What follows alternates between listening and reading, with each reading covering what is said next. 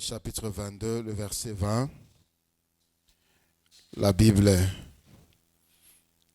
nous parle de ces sujets qui fait l'objet de notre enseignement dans le séminaire Oyo.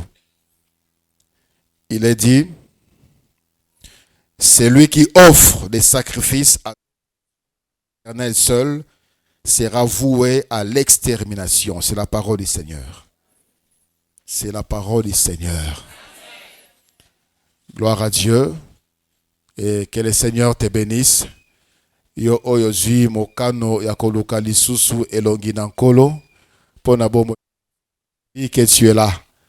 Et c'est dans la présence du Seigneur que nous sommes là. Donc soyons dans la joie.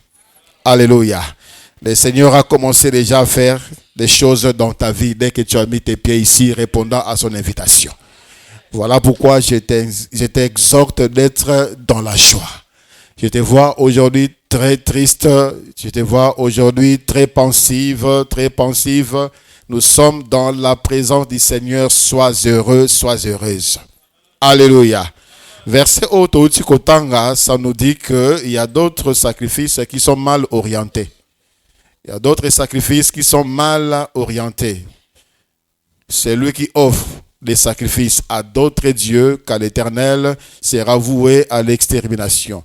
Quand le sacrifice est mal orienté, par conséquence, Ezali Mabé. Nous allons le voir au fur et à mesure que nous serons en train de progresser. Mais je voudrais d'abord, avant de parler de la définition, il y a sacrifice, parce que le mot sacrifice a plusieurs définitions.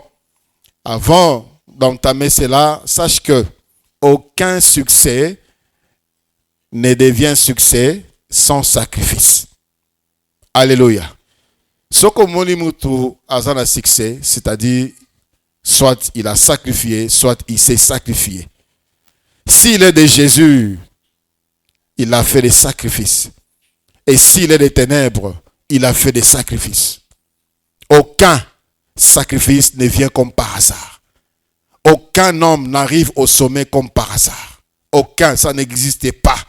Ça demande un sacrifice. Le livre de Néhémie nous parle d'une déclaration que cet homme de foi a fait. Dans le livre de Néhémie chapitre 2, du verset 19 au verset 20. Néhémie chapitre 2, 19 à 20.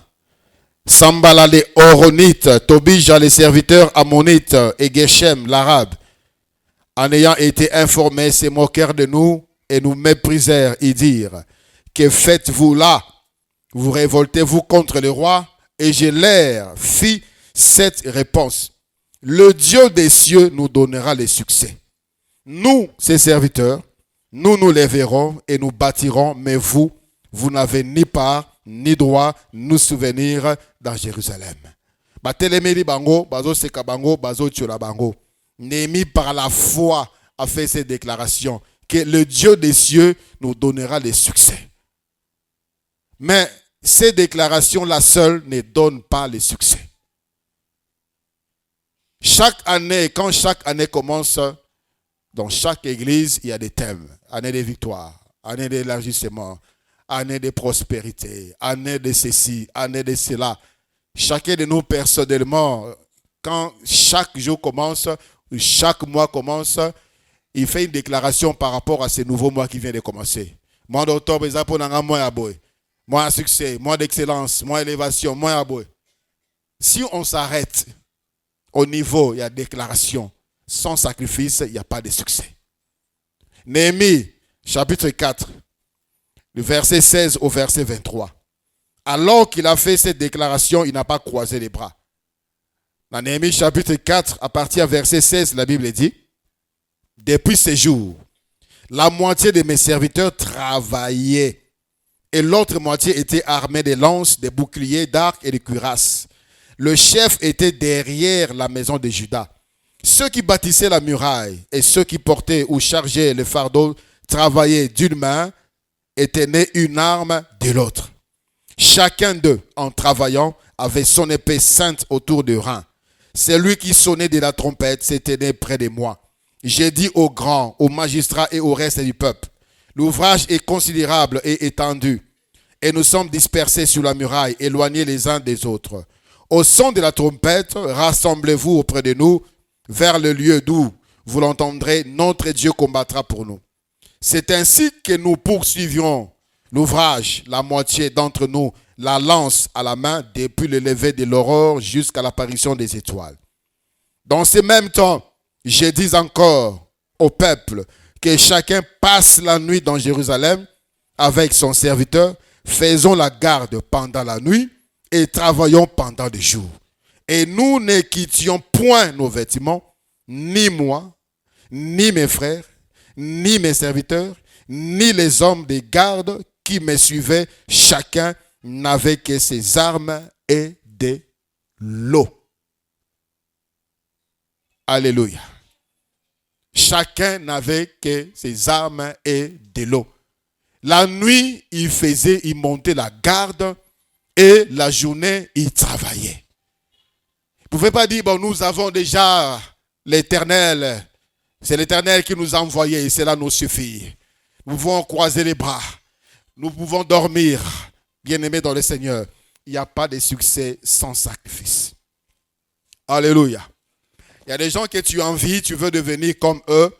Tu veux avoir ce qu'ils ont. Tu ne connais pas leur sacrifice. Tu ne connais pas ce qu'ils ont dû à payer pour n'avoir comme un niveau. Nous envions parfois certains hommes de la Bible. Nazar lokola David, Nazar lokola Kingand. Tu ne connais pas ce qu'ils ont offert à Dieu comme sacrifice. Soit spirituel, soit physique, soit moral, soit matériel. Il n'y a pas de succès sans sacrifice. Nous avons Jésus, c'est certain. Mais nous avons aussi un prix à payer pour que nous puissions arriver là où il nous destine. Il n'y a pas d'indépendance sans sacrifice. Pas d'indépendance spirituelle. Pas d'indépendance matérielle. Pas d'indépendance financière sans sacrifice. Même si les pays africains qui ont été colonisés, toutes les indépendances qui précédaient dans Makila et Abatu. Makila Tanga. Les gens devaient se révolter. Les gens devaient dire ça suffit. Les gens devaient dire on en a marre. On est fatigué de vous. Vous devez partir. Nous devons rester dans notre pays. Travailler, produire dans notre pays. C'est le sacrifice. Vous êtes coincé. Tu es dirigé. Tu es conduit. Tu es utilisé même. Namilimo. Frère, il y a un sacrifice à payer. Sinon, ce n'est pas la prière du pasteur qui te rendra libre. Ce ne sont pas tes pleurs. Ce n'est pas ta peur non plus qui te rendra libre. Tu dois faire quelque chose que nous allons voir durant ces séminaires. Il n'y a pas d'onction sans sacrifice. Nous envions les serviteurs de Dieu, nous envions des frères, des sœurs, à cause de ce qu'ils ont reçu de Dieu comme grâce, comme action, comme onction, puissance, force, capacité, lucidité.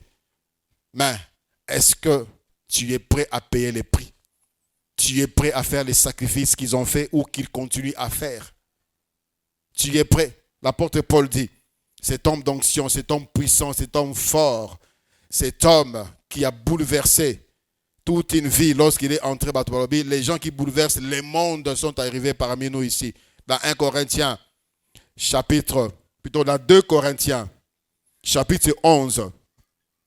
2 Corinthiens, chapitre 11, à partir du verset 24. Cet homme parle de ce que lui a fait comme sacrifice pour arriver là où il est arrivé. Il a dit, 5 fois j'ai reçu des Juifs 40 coups moins 1. Vous savez, les Juifs, il y avait une loi, tu ne peux pas frapper ton frère 40 coups directement. Alors, cela pour maltraiter les gens, pouvait te prendre comme ça, 39 coups. La loi disait, sur Robeti, 40 coups, tu ne vas plus le frapper. Tu ne vas plus le frapper.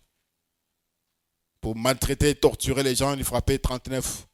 On te laisse reposer un peu. On te frappe encore 39. On te laisse reposer. Et c'était des tortures. L'apôtre Paul a dit, tellement on voulait le détruire, le torturer, il a reçu 5 fois 40 coups moins 1. Il dit, 3 fois, j'ai été battu de verge. 1 fois, j'ai été lapidé. 3 fois, j'ai fait naufrage. J'ai passé un jour et une nuit dans l'abîme. Fréquemment en voyage. J'ai été en péril sur le fleuve, en péril de la part de brigands, en péril de la part de ceux de ma nation, en péril de la part des païens, en péril dans les villes, en péril dans les déserts, en péril sur la mer, en péril parmi les faux frères. J'ai été dans le travail et dans la peine, exposé à de nombreuses veilles, à la faim et à la soif, à de jeûnes multipliés, au froid et à la nudité. Et sans parler d'autres choses, je suis assiégé chaque jour par des soucis que me donnent toutes les églises. Tout ça à cause de Christ. Et le Christ a vu son engagement, a vu sa détermination. Malgré torturé, malgré poursuivi, il a gardé le zèle. Il a gardé la conduite digne d'un enfant de Dieu, digne d'un serviteur de Dieu. Le Seigneur déversait sur lui sa force, sa puissance, sa capacité, son intelligence et son action. Es-tu prêt à payer les sacrifices? Es-tu prêt à le faire? Il n'y a pas de victoire sans sacrifice. Il n'y a pas de victoire. Tu pleures trop. La victoire ne tombera pas directement comme ça. Il y a un prix à payer. L'apôtre Paul compare dans 1 Corinthiens chapitre 9 à partir du verset 24. 1 Corinthiens chapitre 9 à partir du verset 24. Ne savez-vous pas que ceux qui courent dans le stade courent tous, mais qu'un seul remporte le prix? Courez de manière à remporter le prix. Tous ceux qui combattent s'imposent toute espèce d'abstinence. Et ils le font pour obtenir une couronne corruptible. Mais nous, faisons-le pour une couronne incorruptible. Moi donc, je cours, non pas comme à l'aventure. Je frappe, non pas comme battant l'air, mais je traite durement mon corps. Et je le tiens assujetti. Je rends mon corps mon sujet. Je rends mon corps mon esclave. De peur d'être moi-même rejeté après avoir prêché aux autres. Et compter le nombre de victoires que cet homme a remporté dans son ministère. Il n'y a pas de révélation sans sacrifice. Il n'y a pas de paix sans sacrifice. Là où il y a la paix, il y a quelqu'un qui s'est sacrifié pour qu'il y ait la paix. C'est comme ça. Il y a quelqu'un dans la famille qui doit se sacrifier pour qu'il y ait la paix. Il n'y a pas de paix sans sacrifice. Tout ce qui est grand, honorable, il n'y a pas de gloire sans sacrifice. Il n'y en a pas. Mais seulement, on n'a pas ce cœur de sacrifice, souvent. Parlant de sacrifice, définition, j'ai retenu 5 définitions. La première définition que j'ai retenue, ça tire son origine d'un mot latin moco qui dit sacrificium. Sacrificium qui veut dire le fait de rendre sacré. Le fait de rendre sacré. Sacrifice, c'est le fait de rendre sacré. Sacré quoi? Soit un moment, on dit moi, chaque lundi, je vais faire ceci pour Dieu. Chaque 5 heures, je vais faire ceci pour Dieu. Les temps de prière, par exemple. Frères et sœurs, ce n'est pas compliqué d'offrir à Dieu des sacrifices. La Bible dit dans le livre de Daniel, Daniel au chapitre 6, le verset 10. Daniel chapitre 6, le verset 10, il est écrit, « Et lorsque Daniel sut que le décret était écrit, il se retira dans sa maison où le fenêtre de la chambre supérieure était ouverte dans la direction de Jérusalem. Et 3 fois le jour, il se mettait à genoux, il priait et il louait son Dieu comme il le faisait auparavant. » Ceci était la vie de Daniel. Daniel avait offert des tranches, il y a heure par jour, chaque jour, à Dieu. Je ne sais pas c'était à quelle heure. Peut-être à 5 heures, à 12 heures, à 18 heures. C'est ça aussi le sacrifice. C'est rendre sacré. Donc, s'il manque ces temps-là, même si tu viens chez lui, ces temps-là est sacré. Tu l'invites ces jours-là que lui a consacré pour Dieu. Il ne vient pas parce que c'est un sacrifice pour lui. Dommage, même les chrétiens, le dimanche n'est pas un sacrifice. Le dimanche, c'est pour d'autres chrétiens, c'est un jour de repos. C'est un jour de récupération. Si seulement on comprend que Dieu nous a laissé tous les jours et que lui a choisi un jour. Genèse chapitre 2. Genèse chapitre 2, le verset 3. Dieu bénit le 7e jour et il les sanctifia parce qu'en ces jours, il se reposa de toute son œuvre qu'il avait créée en la faisant. Alléluia. Donc, se rendre sacré, c'est, en d'autres termes, on peut également dire sanctifier. Un jour, sanctifier. Un moment, sanctifier quelque chose. Consacrer quelque chose pour Dieu. As-tu un temps de sacrifice pour Dieu? Par jour, par semaine, par mois, par an. Il y a des chrétiens, mais ils n'ont jamais gêné pour leur propre vie. Ils n'ont jamais gêné pour chercher la face de Dieu. Pour comprendre certaines choses, tu continues à pleurer jusqu'aujourd'hui. Frère, ça demande à ce que tu consacres un temps. Dieu va te parler. Alléluia. C'est la première définition que nous avons retenue. C'est faire, de rendre sacré. Si tu n'en as pas encore, crée un temps sacré. Ou à la maison, on sait, à cette heure-ci, il ne faut même pas déranger. Parce qu'il est avec Dieu. C'est une offrande, c'est un sacrifice. Et les sacrifices apportent les succès. Les sacrifices apportent la victoire. Les sacrifices apportent l'excellence. La deuxième définition que j'ai retenue, sacrifice, c'est le fait de renoncer à un gain. Le fait de renoncer à un gain, c'est le fait de se priver pour consacrer une somme d'argent ou quelque chose de valeur à un autre usage d'intérêt supérieur. Je répète. C'est le fait de renoncer à un gain, un bénéfice. C'est le fait de se priver de ces bénéfices ou de ces gains pour consacrer une somme d'argent à un autre usage d'intérêt supérieur. Il y a des gens qui disent, moi, il n'y a même pas moyen de faire ceci. Moi, il n'y a pas moyen de faire ceci. Frère, sœur, si tu prends seulement la résolution de te sacrifier, tu trouveras que tu as la capacité de faire d'économies. Tu vas souffrir pendant un temps parce que ta vie sera peut-être un peu changée. Tu n'auras pas ce que tu as toujours eu, mais à la fin, tu vas comprendre que ce sacrifice te portera gain. On prend tout et on considère nos maigres ressources comme une occasion ou une raison pour nous de ne pas évoluer. Essayons de nous sacrifier dans 1000 francs, de mettre quelque chose de côté pour viser quelque chose de grand. Et tu vas te rendre compte que quand tu as 100 francs, c'est une. Alléluia. Ça n'a pas été facile pour la vie éternelle d'avoir une parcelle. Nos revenus sont maigres. Mais nous sommes sacrifiés pendant 10 ans.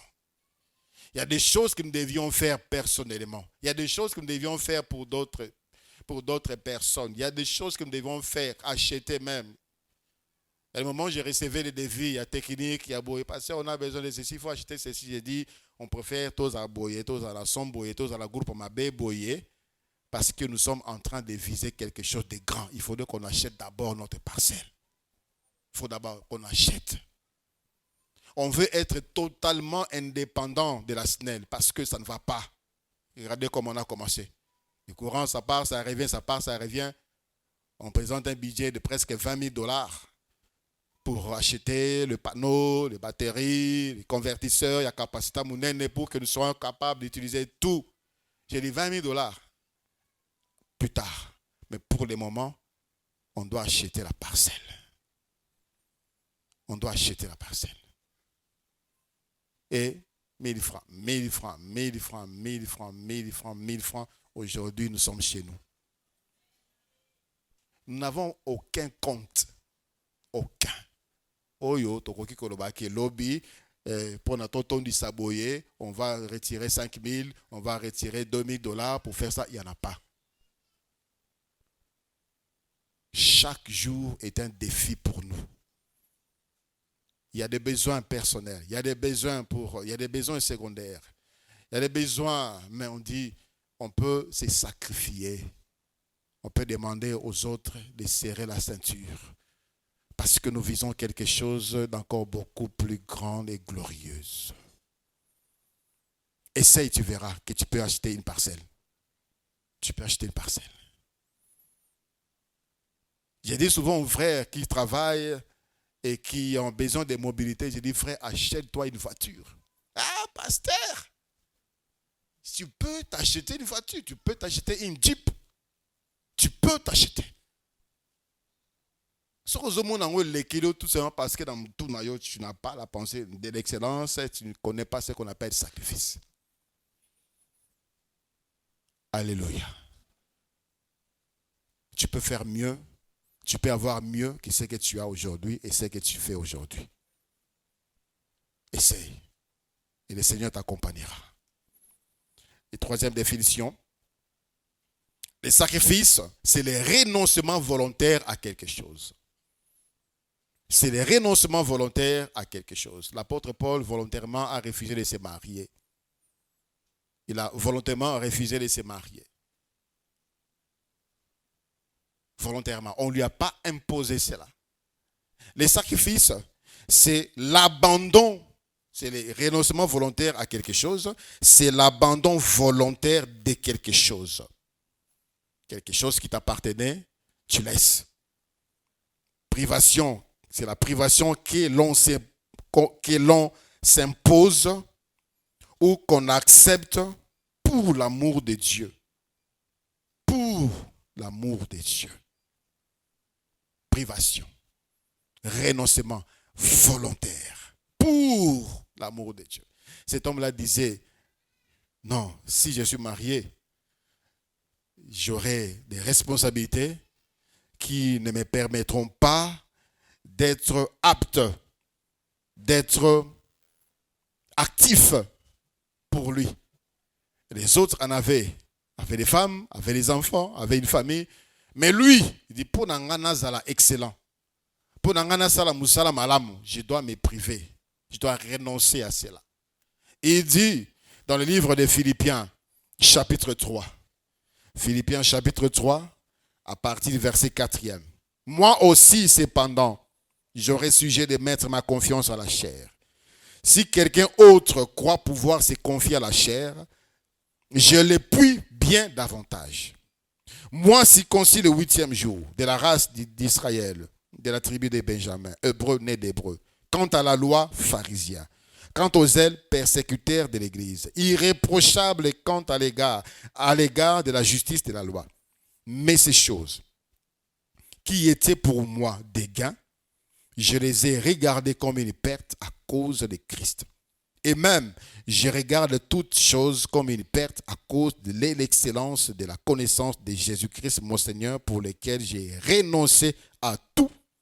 Et je les regarde comme de la boue afin de gagner Christ. Alléluia.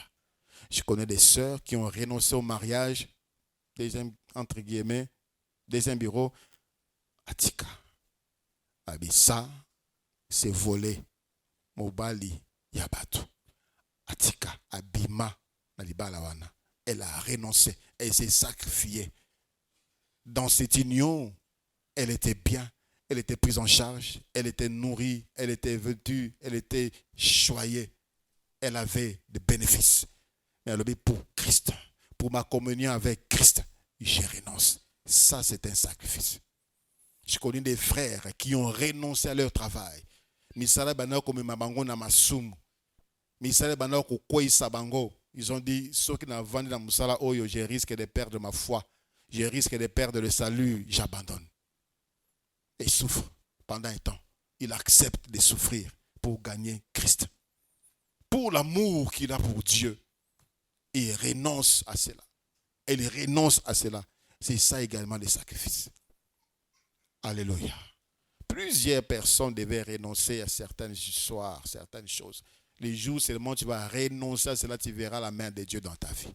Tu sais ce que tu dois renoncer. Tu connais Oyebi. Oyebi. C'est une lutte, c'est un combat parce que ça te procure quelque chose de bien. Mais le Seigneur t'interpelle, te parle, te dit, décroche. Décroche et moi je vais te donner ce qu'il y a de mieux que ça. C'est le renoncement. C'est le renoncement. Les sacrifices, quatrième définition, c'est renoncer à quelque chose qui a de la valeur ou quelque chose de précieux. Et on renonce à ces choses-là souvent dans l'intérêt d'atteindre un but ou un objectif plus grand. Renoncer à quelque chose qui a de la valeur dans l'intention d'atteindre un but ou un objectif plus grand. Le Seigneur donne un exemple dans Matthieu. Matthieu chapitre 13, du verset 44 au verset 46. Matthieu 13, 44 à 46, la Bible dit: le royaume des cieux est encore semblable à un trésor caché dans un champ. L'homme qui la trouve le cache et dans sa joie, il va vendre tout ce qu'il a et achète ses champs. Le royaume des cieux est encore semblable à un marchand qui cherche des belles perles. Il a trouvé une perle de grand prix et il est allé vendre tout ce qu'il avait et l'a acheté. Donc, c'est de renoncer à quelque chose de valeur dans l'intention d'obtenir quelque chose de plus grande valeur. C'est le sacrifice. Mais quelqu'un a acheté un champ, il découvre que là-dedans, il y avait des trésors. Et comme il n'avait pas assez d'argent pour acheter ces terrains, la Bible dit qu'il va vendre tout ce qu'il possède. Parce qu'il dit qu'il a, je vais gagner. Christ est tout ce qu'il faut avoir, frère. Alléluia. Si on doit, il y a des gens qui ont renoncé à certaines choses pour des futilités. Ils ont renoncé à ce que Dieu leur avait donné, Yamalamu, pour se tourner vers le diable qui détruit la vie.